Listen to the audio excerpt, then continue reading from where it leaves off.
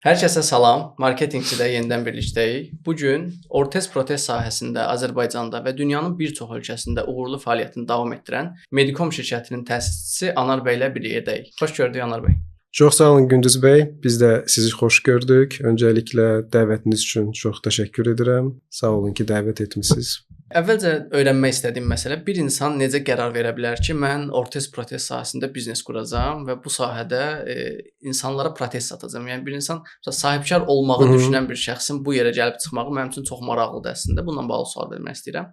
Necə oldu ki, siz bu sahəyə başladınız, bu sahədə biznes qurdunuz və bu boyda, yəni belə deyim, ciddi uğurlar qazandınız? Ya ilk öncə bu sahədə fəaliyyətimiz protezlər deyil, ortopedik məhsulların satışı ilə başladı. Bu bildiyimiz diz travmaları, ayaq bilək travmalarında istifadə olunan bandajlar deyək. Yəni korsetlər, bandajlar, bu kimi ortopedik vasitələrin satışı ilə başladıq. Sonrasında təbii ki, sahəyə daha daxil olunca baxdıq, gördük ki, Azərbaycanda fərdi ortez və protez sahəsində bir boşluq var. Təbii ki, bu boşluq bizə də maraqlı gəldi, yəni sahə olaraq, biznes sektoru olaraq və düşündük ki, Azərbaycanda bu kimi xidmətin olması həm biznes nöqteyi nəzərdən düşünsək, yəni uğurlu bir biznes olar. Digər tərəfdən də təbii ki, bu çox önəmli bir xidmətdir. Yəni bu xidmətin Azərbaycanda da olması, yəni bir çox insanlara təbii ki, ciddi faydası dəyər deyə bu fikirlə bir yol aldıq və artıq aldığımız yolun bu gün 20-ci ilindəyik.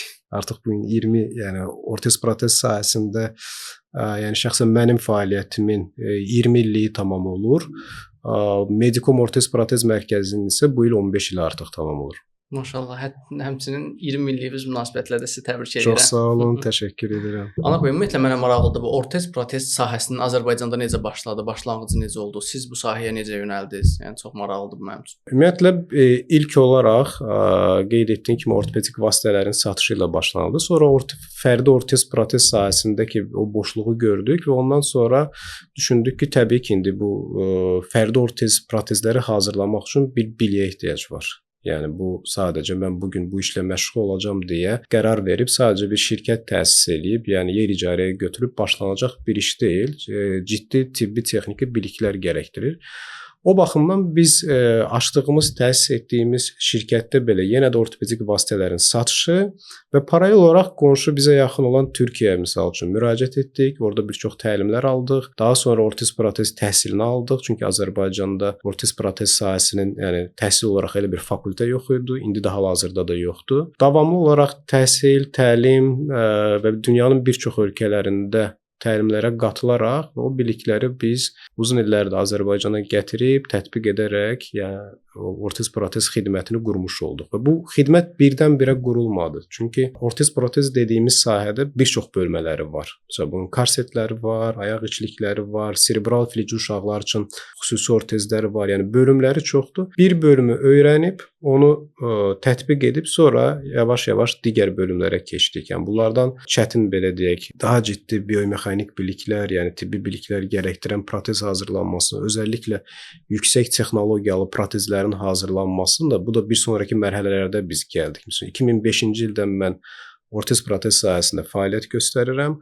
Burada biz protez tətbiqinə başlamışıq 2010-dan. 2010-2012-ci illərdə. Yüksək texnologiyalı protezlərin tətbiqinə biz başlamışıq 2016-2017-ci illərdə. Yəni bu biliklər mərhələli şəkildə əldə edərək və sonrasında tətbiqə keçirərək o şəkildə puxtələşib ki, bugünkü 20 illik fəaliyyətimizin nəticəsində deyə bilərəm ki, artıq dünyada olan ən son texnoloji hansı protezlər varsa, bu bionik protezlər olsun, ondan sonra aşağı ətraf bionik protezlər olsun, silikon kosmetik, yəni realistik protezlər olsun, onlar hamısı artıq Azərbaycanda Medikom ortez-protez mərkəzi tərəfindən uğurla tətbiq olunur. Bəs mənə maraqlıdır ki, bu sahədə mütəxəssis olmaq üçün hansı tibbi biliklər tələb olunur, yoxsa ümumiyyətlə heç bir tibbi bilik tələb olunmur?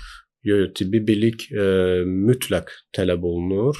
Çünki nəticədə biz sağlamlıq sektorundayıq və daha çox xidmət sahəmiz dayaq hərəkət sisteminin deformativ, destruktiv xəstəlikləri və bir də protez baxımından amputasiyalardır. Tibblə birbaşa təbii ki, bağlılığı olduğu üçün tibbi xidmət sayılır və bu baxımdan ortez-protez texniki bir fakültəsi var digər ölkələrdə. Bunun 2 illik və 4 illik təhsili var. Bu təhsili almaq, yəni mütləqdir. Azərbaycanda bəli təhsili yoxdur. Düşünürük bu barədə. Yəni düşünürük ki, Təhsil Nazirliyi, eləcə də Tibb Universitetinə müraciət edək. Azərbaycanda bir fakültəsi nəticədə yaradılmış olsun. Bəs bu formada bizdə bunun təhsili yoxdursa, fakültəsi yoxdursa, təbii ki, bunun mənfi halları da yəqin ki vardır. Hansı ki insanlar bunu sui-istifadə edən hallar da var yəqin ki, istifadə edib müəyyən bir şirkətlər yaradıb insanlara xidmət göstərirsə, bunun hüquqi bir tənzimləməsi varmı ki, əgər sənin tibbi təhsilin yoxdursa, fəaliyyət göstərə bilməzsən. Amma burada bir paradoks da yaranır ki, tibbi təhsil ümumiyyətlə yoxdur Azərbaycanda bununla bağlı. Bəli, Azərbaycanda qeyd etdiyimiz kimi tibbi təhsili yoxdur, amma hər halda bu belə deyək ki, siz indi hüquqi tərəfdən soruşursunuz. Bəli, hüquqi tərəfdən tibbi təhsili, yəni tibbi texniki təhsil deyək, olmadığı üçün ortez-protez xidmətinin insanlara göstərilməsi doğru bir deyil, yəni hüquqi cəhətdən. Amma bunu digər prizmadan, insani cəhətdən də baxsaq, deyək ki, mən bir insana xidmət göstərirəm, o insan güvənərək bizə müraciət edib ki, biz onun deyək ki, övladına bir onurğa əyrildi, deyək ki, bir korset hazırlayacaq və yaxud da aşağı və yuxarı ətrafı amputasiya olunmuş bir xəstədir. Yəni o ümidlə bizə müraciət edib ki, biz ona protez hazırlayacaq, o da aktiv həyat tərzinə geri dönəcək. Əgər bu sahədə bir təhsilim, ciddi bir biliyim yoxdursa, yəni bu kimi xidməti insanlığa göstərmək nə qədər doğrudur? Təbii ki, indi biz bunu insanlıq halına buraxmamalıyıq. Çünki nə qədər insanların insanlıq halına belə deyək, dayanaraq bir iş görülə bilər. Sadəcə bugünkü gündə təəssüflər olsun ki, Azərbaycanda bu işin bir hüquqi tənzimləməsi yoxdur. Başdan standartları yoxdur. Yəni öncə standartlar tətbiq olunmalıdır, ondan sonra fəaliyyət növü lisenziya tələb edən fəaliyyət növü olmalıdır.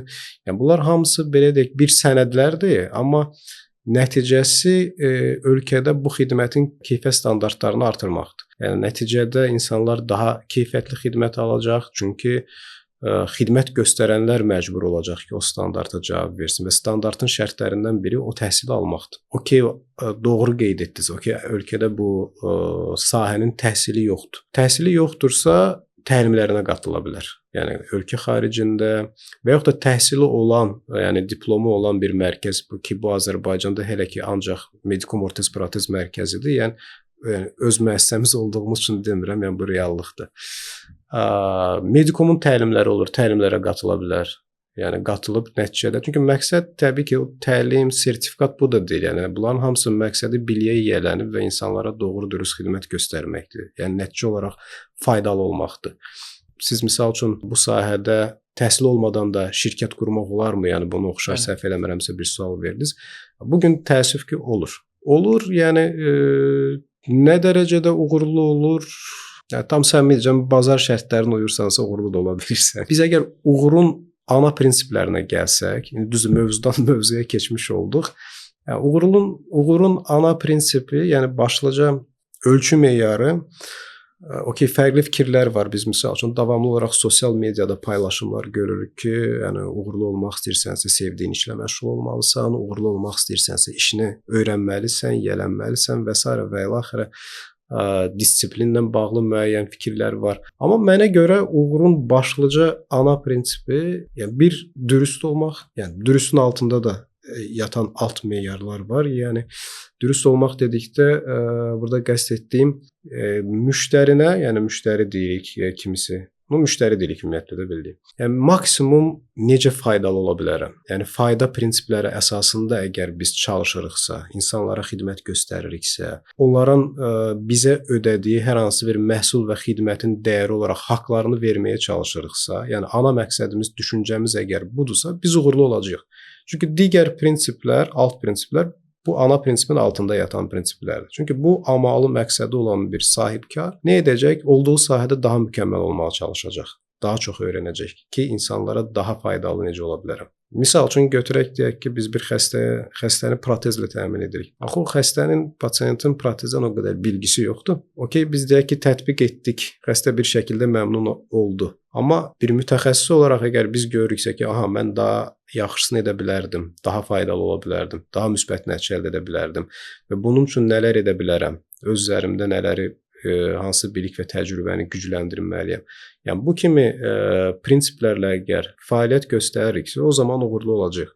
Düzdür, mövzudan biraz mövzuya keçmiş oldu. Daha maraqlı. Amma bunu nəyə gətirirəm? Yəni mövzu bütün, yəni sahibkarlara da deyək ki, bu müraciət istər bizim sahədə olsun. Yəni bizim sahədə Azərbaycanda çalışanların, yəni 80-90% böyük əksəriyyəti zaten Medikomun tələbələridir. Yəni Medikomda çalışıb, orada müəyyən qədər çalışıb öyrənmiş və bu gün də sərbəst fəaliyyət göstərən mərkəzlərdir. Önəmli olan olduğun sahədə deyək ki, bir sahibkarlığa bir şəkildə başladın. Əldə etdiyin müəyyən bir satış edirsiniz, müəyyən bir büdcə əldə edirsiniz də. Yəni əldə etdiyiniz büdcəni bu işi öyrənməyə sərf edin.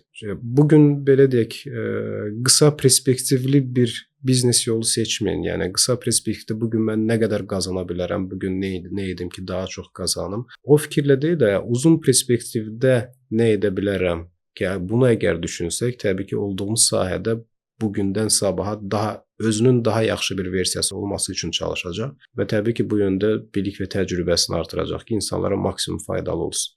Əslində çox maraqlı mövzuya toxunursunuz. Xüsusilə bir mühit var da hər yerdə. Azərbaycanda olsun, biznes mühiti var. Və bu biznes mühitin müəyyən korlayan amillər olur. Yəqin ki, çox güman ki, xüsusilə bu tibbi sahədə olan bizneslərdə mühiti pozan şirkətlər olur. Sonradan bazara daxil olanlar, qiymətlə bazarın belə deyim də ümumi tendensiyasını pozmağa çalışanlar olur. Yəqin ki, bu sizin də sektorda kifayət qədər var. Bəli, o hər sektorda olduğu kimi təbii ki, bizim sektorda da var və sahibkarlıqla məşğul olursansa bu qaçılmazdır. Yəni mütləq ki, bazardakı o oyunçular hər birinin fərqli bir xarakterik tipə, yəni biz o sosial tiplər deyirik də, hərəsi bir fərqli bir sosial tiplərdədir, hərəsinin öz yanaşması var. Təbii ki, siz onlara hansısa bazar şərtini diktə edə bilməzsiniz ki, sən bu strategiyanla çalış, sən gəl belə deyək, etik biznes strategiyalarını pozma.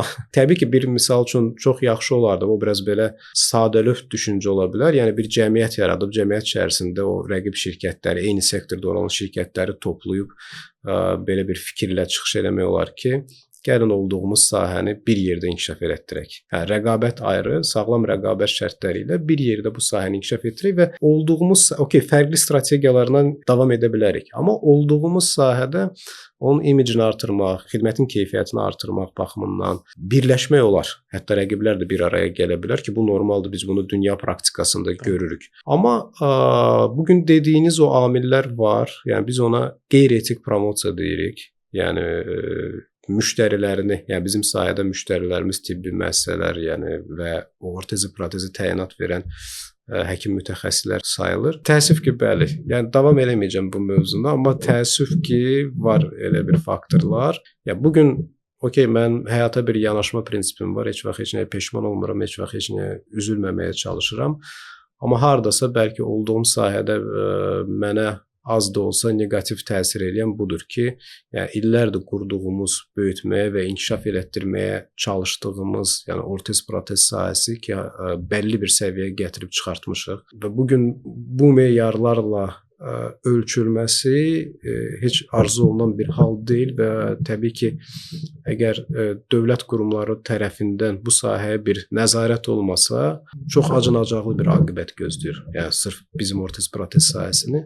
Ümid edirik ki, təbii ki, geci tezi, yəni bu sahəyə də bir nəzarət olunar. Çünki bizim, mən deyirəm, bizim tələbələrimiz var, hansılar ki, bugün o sahədə xidmət göstərir. Yəni əldə etdikləri, bizdə çalışdıqları zaman müəyyən biliklər çərçivəsində insanlara faydalı ola bilirlər. Amma bir də tamam qeyri-sektorlardan, tamam belə deyək, əlaqəsi olmayan bir sektordan sadəcə bu da bir biznesdir deyib baxıb və bu işlə məşğul olan və təsəvvür edən insana tibbi xidmət göstərən maliyyə iqtisadçılar var. Yəni bankda işləyib, bankda çalışıb, bir ara banklarda bu devalvasiya dönəmində banklar bağlandı, iflasa uğradı. İşsiz qalıb, misal üçün gəlib bizim şirkətdə deyək ki, bir il assistentlik eləyir. Bir il assistentlik eləyib, yəni axı tamlı şəkildə, sərbəst şəkildə tibbi xidməti göstərmək nə qədər doğrudur. Təbii ki, nəzarətsizlikdən bu xidmət göstərilir və dediyim kimi, bazar şərtlərinə uyunca kifayət qədər də uğurlu olursunuz. Yəni fərqi yoxdur. Bax, sizin sahəniz tibblə bağlı deyil. Günü sabah siz başlayın, siz də uğurlu olacaqsınız. Və Azərbaycanın həkimləri sizə xəstə yönləndirəcək. Soruşmadan ki, sizin ixtisasınız nədir, nə edirsiniz?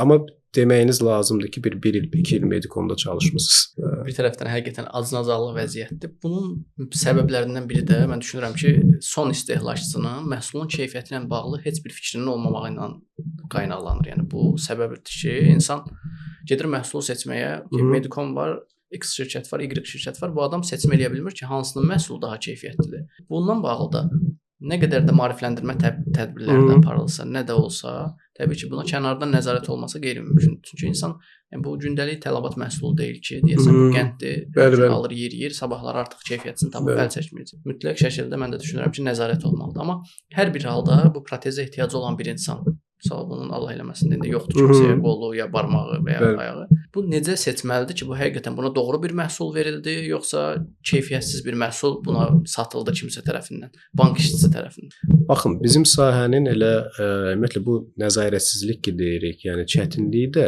sahənin çox özəl və spesifik olmasıdır. Məsələn, bugün siz az öncə doğru qeyd elədiniz ki, bu gündəlik tələbat malı deyil. Yəni hamıya məlum olan, yəni hamının anlayışı olan bir məhsul və xidmət növü deyil nəticədə. Yəni bugün biz çıxsaq bir sorğu keçirsək ki, protezlə bağlı, yəni okey, protez bəlkə hətta protez belə deyəndə çoxu deyir diş protezi. Yəni özəlliklə ortezlərlə bağlı bir sorğu keçsək, yəni inanmıram ki, 1000 nəfərdən soruşaq 5-i cavab verə bilsin ki, yəni bir anlayış verə bilsin o bizim xidmətə. Fərq etməz, istər həkim seçimində, istər baxın bizim sahədə, ortez protez mütəxəssis seçimində. Deyək ki, sizə hər hansı bir ortez təyin olunub. Bir baxın, araşdırın ki, gerçəkdənmi mənim uşağıma, övladıma bu ortez lazımdırmı? Və ümumiyyətlə bir ortez protez mütəxəssisi seçərkən nəyə diqqət etməliyəm? Yəni hansı amillərə daha çox diqqət etməliyəm? Bir həmin mərkəzin bir öncəki nəticələrinə baxmalıyam, bir təcrübə portfolyosuna baxmalıyam, təhsili ilə də maraqlanmalısınız. Yəni bunlar hamısı pasiyentin haqqıdır əslində. Yəni həkim seçimində belə haqqıdır. Okey, mən demirəm ki, həkimdən doktor diplomunuzu, ya bəlkə bu belə olmalıdır. Yəni çünki bu gün çox təəssüf ki, yəni ixtisası üzrə fəaliyyət göstərməyən tibb mütəxəssisləri çoxdur. Ümumiyyətlə aidiyyatı olmayan diaqnoz üzrə xəstə müraciət edir. Okey də artıq xəstə də gəlib mən bunu müalicə edeyim. Maraqlı bir məsələ də var ki, məsələn, Medicom təkcə Azərbaycanda yox, dünyanın müxtəlif ölkələrində fəaliyyət göstərir də. Marketinqdə belə bir şey var ki, getdiyin ölkənin sosial-psixoloji durumu necədirsə, ora uyğunlaşmalısan mütləq. Bəli. Yəni bir məsələni eşitdim keçən səfər forumda. Xanım danışır ki, Özbəkistanda, siz də Özbəkistanda həmçinin fəaliyyət göstərirsiniz. Özbəkistanda əgər sənin məsələn piyaləvi axıra qədər doldururlarsa, səni çox da bəyənmirlər. Bəli. Belə bir məsələ dedi bizə, çox maraqlı gəldi əslində. Və bir çay reklamı ilə bağlı danışdı ki, əgər məsələn sən bir çay şirkətisənsə, bir çay istehsal edirsənsə, getsən və reklamda göstərsən ki, bunu tam ağzına qədər doldurmusan, çox da müsbət yanaşmazlar buna. Və siz də getdiyiniz yerdə yəqin ki, hansısa ölkənin o duruma görə analiz edirsiniz, ona uyğun pasiyentlərlə müəyyən bir kommunikasiyanı formalaşdırırsınız. Buna bağlı əslində eşitmək istəyirəm də müxtəlif ölkələr var. Hansında necə kommunikasiya qurursunuz pasiyentlərlə? Az öncə qeyd ediniz doğrudur. Yəni Özbəkistanda əgər çay süzərkən tam doldururlarsa, bu bir tərəfdən həm də hörmətsizlik əlaməti kimi görünür. Əksinə, yəni kifayət qədər bir yer saxlayır, piyalə tam dolmuş olmur. Bu isə qonağa bir hörmət əlaməti olaraq dəyərləndirilir.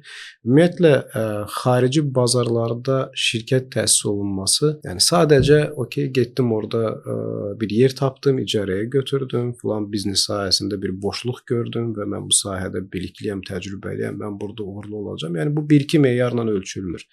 Təbii ki, oranın gərək o dediyiniz o sosial, iqtisadi vəziyyətini də araşdırasan. Ümumiyyətlə orada yaşayan əhalinin müəyyən bir xarakterik özəlliyi var. Yəni deyək ki, biz pasientlərlə çalışırıqsa, təbii ki, biz getmədən öncə deyək ki, orada artıq çalışan həmkarlarımızla, tibbi müəssisələrlə oturub müzakirə etdiyimiz zaman, yəni eyni sektorda olduğumuz üçün yəni maraqlanırıq, bunu da araşdırırıq. Burada pasiyentlər necə yanaşır? Yəni müalicənin gedişatına necə yanaşır? Ümumiyyətlə protez satışı digər məhsullara baxanda çətin satıla bilən bir məhsul olaraq dəyərləndirə bilərik. Niyə görə? Çünki elə bir məhsuldur ki, yəni alıcının protezin qiyməti ilə bağlı hər hansı bir fikri yoxdur.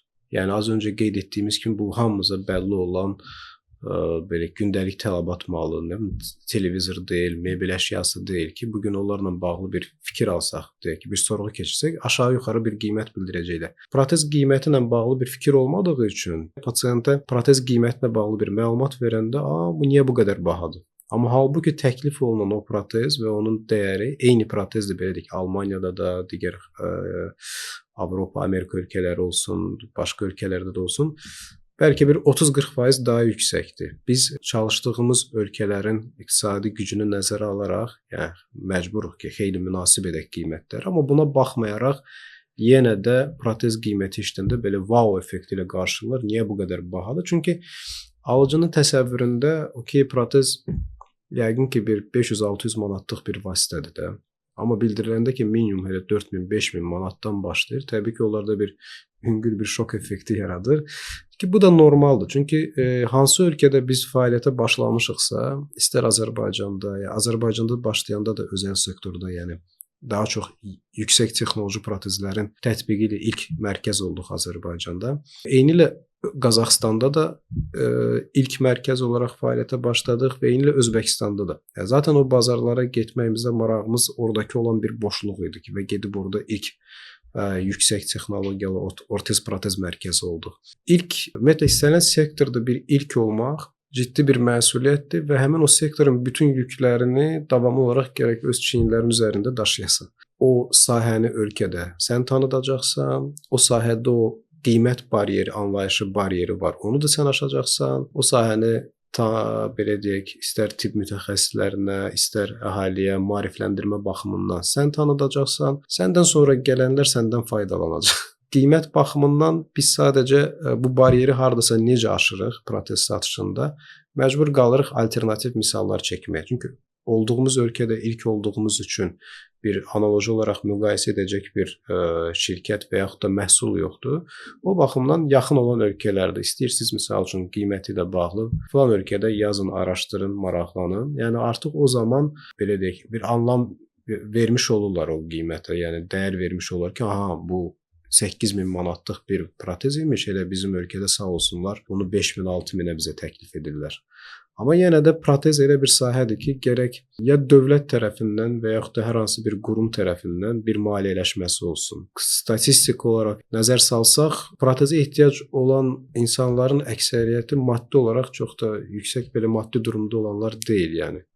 Və belə olduqda deməli bu sosial sahə olaraq bir həssas sahə sayılır və təbii ki, bu insanların müəyyən qədər maddi dəstəyə ehtiyacı var. Məsələn, bəzi ölkələrdə belə bir praktika var ki, deyək protezin dəyərin müəyyən hissəsini ya sığorta ödəyir və yaxud hər hansı bir dövlət qurumuna təhkim olunur bu iş. Həmin dövlət qurumu tərəfindən ödənilir.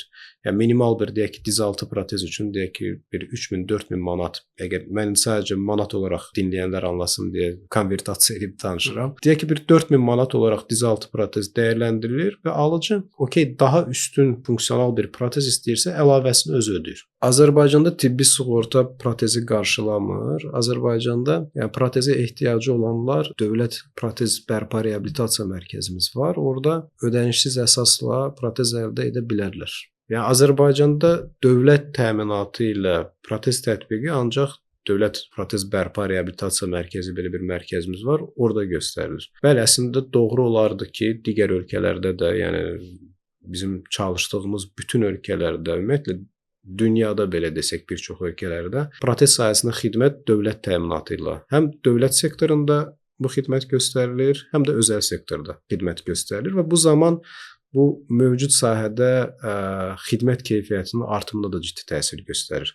Çünki belə deyək, yəni o pasiyenti hər hansı bir istər özəl sektorda çalışan şirkət, istər dövlət sektorunda hər hansı bir protez mərkəzi, ya o pasiyenti qazanmaq üçün istəyir ki, daha çox keyfiyyətli xidmət göstərsin və təbii ki, keyfiyyət standartlarını dəyişmiş olur, öz üzərində çalışmış, biliklərini təkmilləşdirmiş olur. Çünki sağlam bir rəqabət şəraiti yaradılmış olur.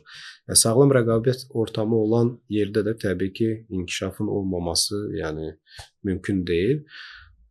Bizdə bugün təəssüflər olsun ki, özəl sektor dövlət təminatı ilə ortez və protez xidmətində iştirak etmir. Mənə maraqlıdır ki, bu ortez protez mərkəzin necə başladınız siz Azərbaycanda qurmağa? Çünki bildiyim qədərilə çox ciddi resurs tələb olunur. Həm maddi, həm texniki avadanlıq olaraq çox ciddi bir resurs tələb olunur.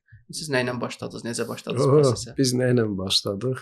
Yəni əslində bir ortez düzgün qeyd edirsən. Bir ortez protez mərkəzinin bu gün məsəl üçün deyək ki, bir ortez protez mərkəzi quracağıq. Hardasa yəni olması lazım gələn avadanlıqlarla, olması lazım gələn tibbi texniki şərtlərlə qurulsa bir 400-500 min manatlıq bir investisiya tələb edir. biz başladığımızda dedik ki bir 400-500 manatlıq investisiya tələb edir və o zaman biz ortopedik sahədə ki mən fəaliyyət göstərirdim bir şirkətdə ortopedik məhsulların satışı ilə və fərdi ortez protez şirkəti qurmaq qərarına gəldikdə açıq o vaxt pulum yox idi. Yəni pul yox idi. Var idi hardasa desəm ki, nə qədər bir məbləğ pulla başlanılıb 300-400 minin qarşılığında çox qəribə gələ bilər. Xarici müştərilər çox idi. Belə Avropa tipli Amerikan restoranlar az idi. Biz də o vaxt o restoranlarda çalışırdıq. Yəni az da pul qazanmırdıq sizə deyim. Yəni mənim hardasa gəncliyimin bir 5-6 ili həmin o restoranlarda çalışaraq keçirilib. Amma bugün də xatırladığım zaman çox belə işdən zövq aldığım, yəni bugünkü bir çox yerlərdə gördüyünüz o qarsonluq deyil. Çünki biz çox belə deyək, peşəkar xidmət göstərilən bir restoranlardan fəaliyyətə başlamışam zamanında və xüsusi təlimlər keçmişik ki, bu qarsonluq dediyimiz əslində özü də bir incə bir sənətdir, bir xidmətdir. Yəni özünün bir çox özəllikləri var. Və o vaxt biz, yəni o vaxt dediyim, mən başlamışam harca 16-17 yaşlarımda, yəni qarsonluq fəaliyyətimə və hətta paralel olaraq ortopedik sahədə fəaliyyətimə başlayanda paralel olaraq yenə də qarsonluqla belə oradan belə maliyyə dəstəyi alırdıq. Və təbii ki, ilkin kapital olaraq ortez protez mərkəzinin qurulmasında qarsonluq zamanı əldə etdiyimiz maliyyənin böyük dəstəyi oldu. Minimal bir, yəni açığı o məbləğlə bugün heç o zaman belə bir şirkət qurula bilməzdi.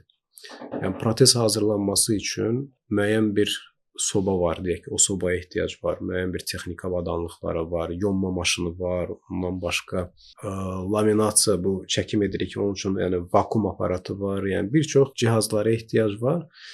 Təbii ki, onları həvəs var idi, beləlik bu sahələ məşğul olmağa gedirdik, təlimə öyrənirdik, gəlirdik, biz də bunu Azərbaycanda tətbiq eləyək, bunun satışını reallaşdıraq. Amma ciddi bir məbləğ yoxdur və biz o vaxt mənim bir yaxın dostumla, yəni Emin adında bir yaxın dostum var. Buradan Eminə də salamlar göndərirəm. Yəni Eminlə bərabər biz bu işə başladıq və bir yerə qədər bərabər davam etdik. Sonra təbii ki, normal şəkildə yollarımızı ayırmış olduq və biz o vaxt misal üçün protez sobasını təbii ki, əldə etməyə pul yox idi. Biz getdik Balaxanada bir çörək zavodu tapdıq. Hansı ki, fəaliyyətini dayandırmışdı uzun illər. Oradan çox ucuz qiymətə pulumuz yox idi. Yəni verdik, təmirə ehtiyacı olan bir sobanı aldıq. Sonra o sobanı protez sobasına çevirmək üçün zəng elə, Avropadakı hansısa bir mütəxəssisə, başqa bir mütəxəssisə zəng elə, soruş biz bunu necə edə bilərik, hansı isici bu tenlər var, spirallar istifadə edə bilərik, texniki şərtləri necə dəyişə bilərik və onu biz çevirdik, elədik protez üçün istifadə oluna biləcək bir soba. Məsəl üçün yonma maşını lazım idi. Bunun professionalı deyək ki, $15.000 idi. Biz nə elədik? Getdik 8-ci kilometrdəki bazara.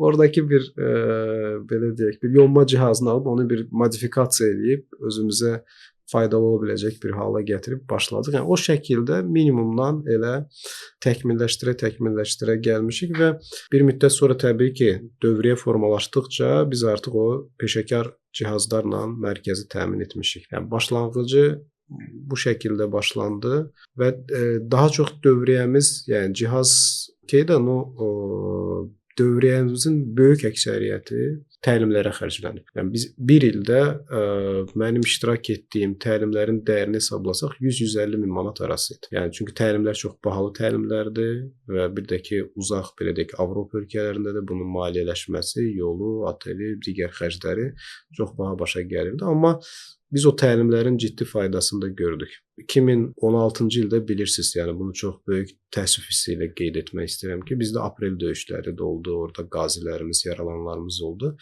Və 2017-ci ildə o qazilərin protezlərlə təmin olunması ilə bağlı bir axtarışa çıxıldı. Yəni də burada sahəmizin spesifik, çox da bilinən olması etibarilə, yəni bizə təsəvvür edin, yəni o dövlət qurumları, hansılar ki, o layihənin icraçısı tapşırılmışdı. Onlar bizi necə tapdılar? Onlar deyək ki, Almaniya müraciət edirlər ki, bizim ölkədə bu xidmətə ehtiyac var, dəstək ola bilərsinizmi? Almaniyada bildirirlər ki, biz axı bu protez xidmətidir. Yəni siz deyək ki, pasientləri yönləndirdiniz, biz onlara protezi təmin etdik. Yəni protez davamlı xidmət gərəkdirən bir sahədir. Bir həftə sonra onun hər hansı bir belə deyək, ayarlanması lazım gəldi. Niyə edəcəksiniz? Bu qədər insanı yenidən Almaniyaya mı aparıb gətirəcəksiniz? Və almanlar bildirdilər ki, sizin ölkədə Medikum şirkəti var.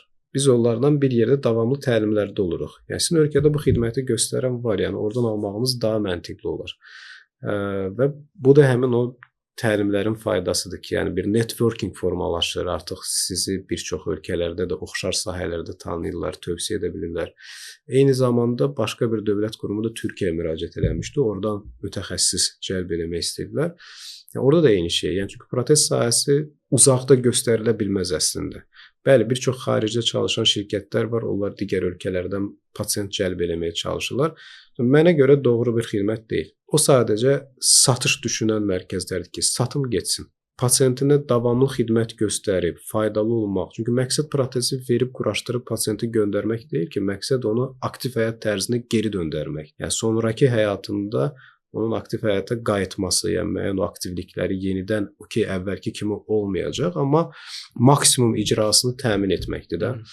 Və bu xəstə sizin yanınızda olmasa, xarici ölkədən gəldi, bu sağlıq turizmasına olur da eləyirlər də, amma hər protezdə olmaz. Müəyyən protezlərdə olur, yuxarı ətraf protezi olar, amma o ki, ayaq protezləri ki, pasient daim üzərindədir, hərəkət edir, onlar gərək pasient hansı ölkədə yaşayırsa, o ölkədə o xidmət varsa, orada gərək yararlansın. Və o zaman o məntiqlə o pasientlər, yəni Aprel döyüşü əlillərinin Heydər Əliyev fondunun dəstəyi ilə, təminatı ilə başladıq Medikum Ortez Protez mərkəzi olaraq məşğul olmağa. Ondan sonra artıq o layihəni bitirincə biraz təvəzzökarlıqdan uzaq olacaq. Yəni o etimadı, güvəni qazandıqdan sonra artıq 90-cı illərin qazilərinin də o klassik köhnə protezlərini yenə də Heydər Əliyev fondunun dəstəyi ilə yenilədik, yeni texnoloji protezlərlə.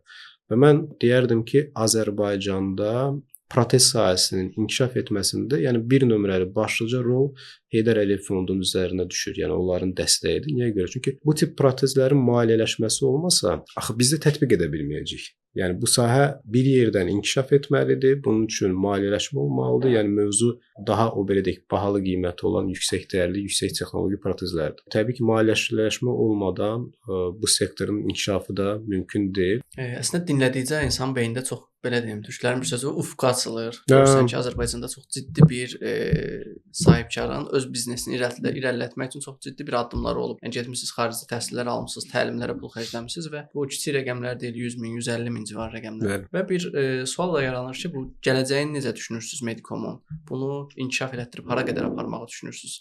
Və çünki burada bir rəqabətli sahə yoxdur Azərbaycanda, amma qlobal təcrübəyə baxsaq var. Və siz bunun gələcəyini hara aparmaq istəyirsiniz? Necə inkişaf elətdirməyi düşünürsüz? Ümumiyyətlə bizim ortez protez sahəsi demək olar ki, hər il yenilənən, yəni dəyişən bir sahədir. Yəni inkişaf baxımından. Və biz də bu illər ərzində olan o dünya bazarındakı dəyişiklikləri, texnoloji yenilikləri öyrənib Azərbaycana gətiririk. Və bundan sonrasında nəyi düşünürük? Bugünə qədər biz ortez və protezləri hardasa belə klassik texnoloji üsulla hazırlayırdıq. Son 3 ilə qədər.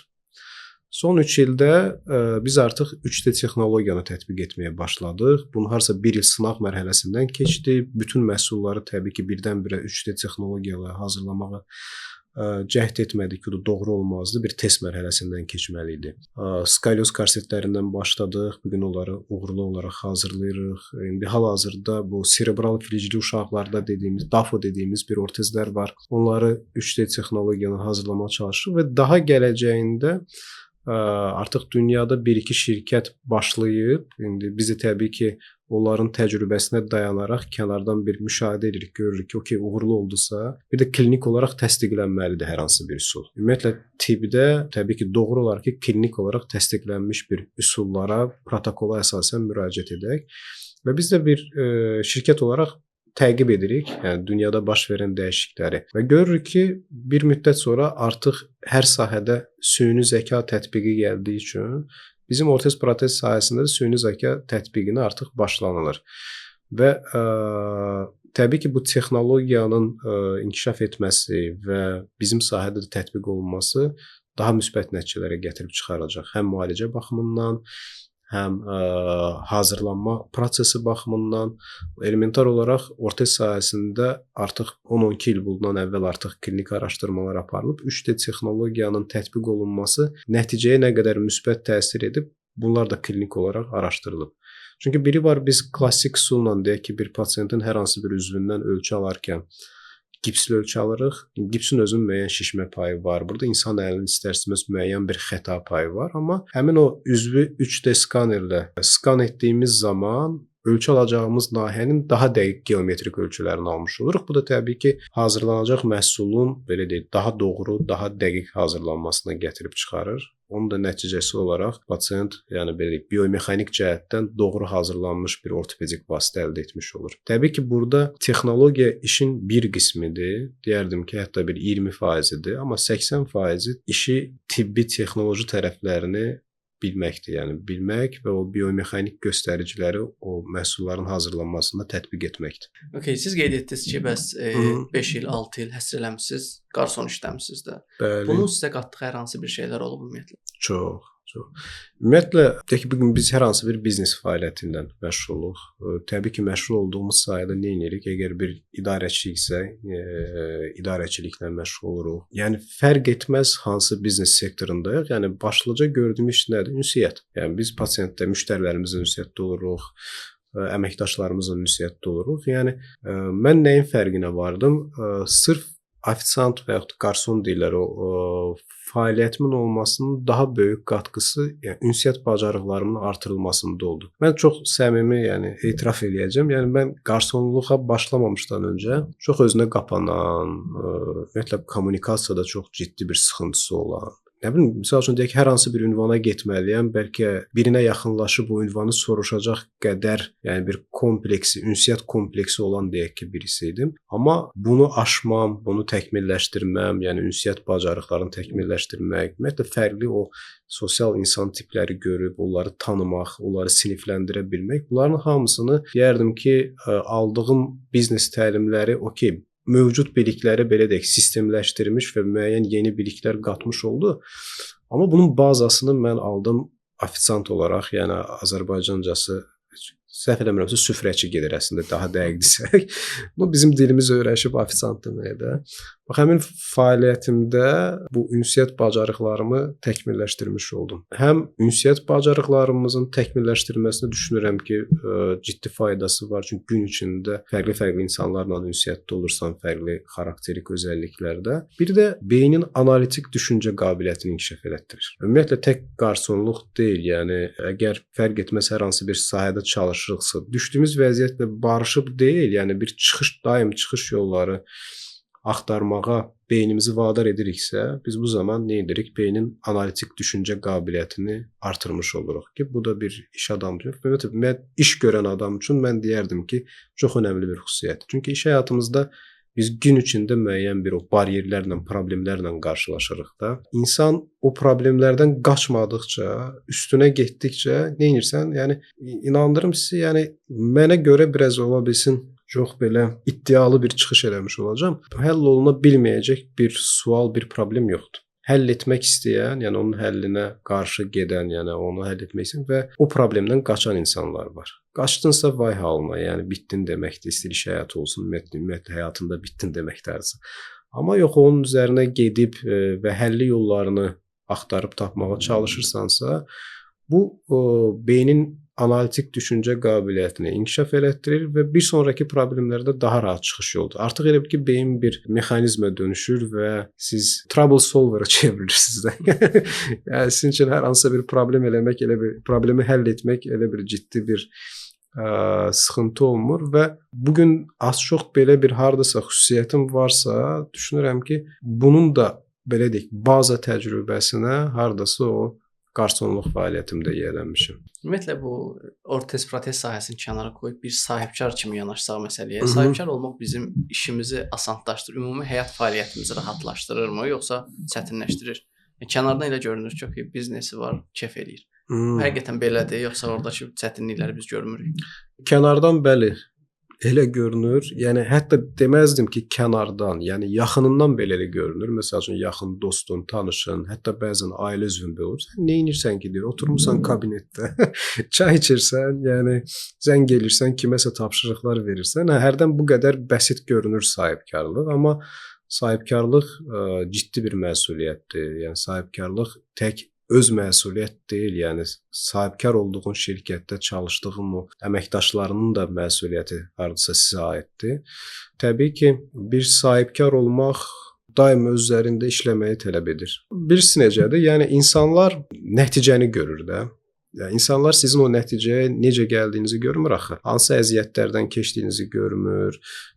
İnsanlar misal üçün sizin lazım olduğu hallarda gecə saat 2-yə 3-ə qədər oturub çalışdığınızı görmürlər. Bəzən olur ki, sahibkarsan misal üçün bir şirkətin sahibisən, bəzən elə çətinliklər olur ki, deyək ki, bir mal ixal edirsən, məhsul ixal edirsən, məhsul gedib hardasa müəyyən səbəblərdən hansısa sərhəddə ilişib qalıb. Yəni bəzən özün bu işin arxasınca getmək olursan, bəzən elə bir əziyyətlərə qapanırsan ki, bunları təbii ki, kimsə görmür. Bəzən maliyyə çətinlikləri yaşayırsan, o maliyyə çətinliyini həll etmək üçün daha nə bilim kredit müraciət etmək, investor cəlb etmək və yaxud da borc almaq. Borc almaq, borc vermək, nə bilim oturub onun belə deyək, elə ən azından stressini yaşamaq ki, bunu necə həll edəcəm, oturub saatlarla düşünüb onun çıxış yolunu tapmaq. Amma kənardan nə görünür? Kənardan hər hansı bir şirkətin siz belə deyək, sahibisiz, müdirisiz. Təbii ki, yəni haqq etmisiniz, müəyyən qədər gəlir əldə etdikdən sonra istədiyiniz deyək ki, avtomobil əldə etmisiniz, istədiyiniz, arzuladığınız o evi tikmisiniz. Bunlar nəticədir. Yəni insanlar bunu görür, deyir, və əksər hallarda dediklərini bəxti hardasa gətirib.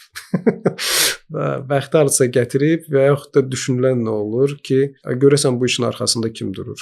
Görəsən belə deyək, havadarlıq edən kimdir, dəstək olan kimdir? Məsəl üçün öz biznesinlə bağlı kimsə sənə belə bir fikir bildirəndə, bu sənə digər tərəfdən belə motivedici faktor kimi də təsir edir. Düşünürsən ki, nə yaxşı elə bilirlər ki, burada kimsə dəstək olub və yaxud da bəxtim gətirir, amma yəni elə deyilmiş də, yəni bu qədər yüksək dəyərləndirilir.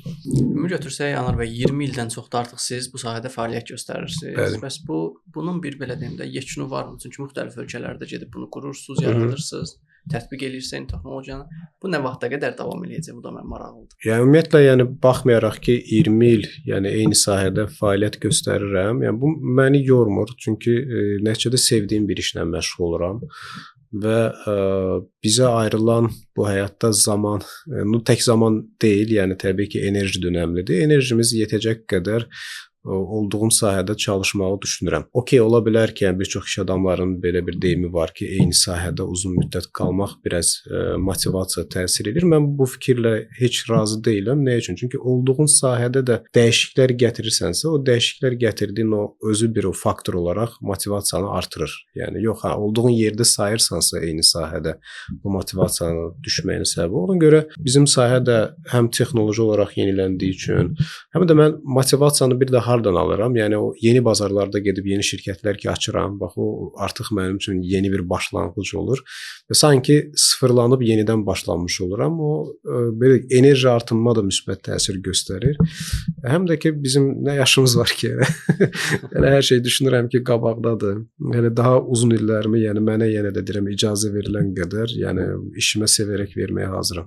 İnşallah xeyirlisi olsun. Çox sağ olun, dəvətimizi qəbul elədiniz, gəldiniz bizi bu gün sahəmizlə bağlı məlumatlandırdınız. Həmçinin düşünürəm ki, bu çəkiliş tibbi sektora çox ciddi bir siqnal verəcək, hansı ki, hər insan öz işinə məşğul olmalıdır deyə düşünürəm. Bəli. Sadəcə maddi tərəfdən yanaşıb da bir işə girişmək ümumiyyətlə doğru deyil. Çünki bu gün kimsə sizin əlinizdə olan büdcənin bəlkə də 2 qatı var əlində, amma bu sahəyə başlayıb uğursuz da ola bilər və tam əksi də ola bilər. Hansı ki, siz bu sahəyə başlayanda çox ciddi bir maddiyyatınız olmayıb və hazırda dünyada müxtəlif ölkələrdə artıq çox uğurlu bir fəaliyyət göstərirsiniz. Almaniya kimi bir ölkə sizi Azərbaycana tövsiyə edirsə, bu artıq uğurun özüdür. Çox sağ olun. Mən təşəkkür edirəm dəvətiniz üçün. Həqiqətən mənə də ilk təcrübələrim də olmasına baxmayaraq bir podkast olaraq çox maraqlı oldu. Düşünürəm ki, az da olsa paylaşdığımız fikirlərlə, yəni həm Azərbaycanda tibb sektoruna, eləcə də izləyicilərimizə az da olsa faydamız toxuna bildi. Çox sağ olun. Mən təşəkkür edirəm, sağ olun.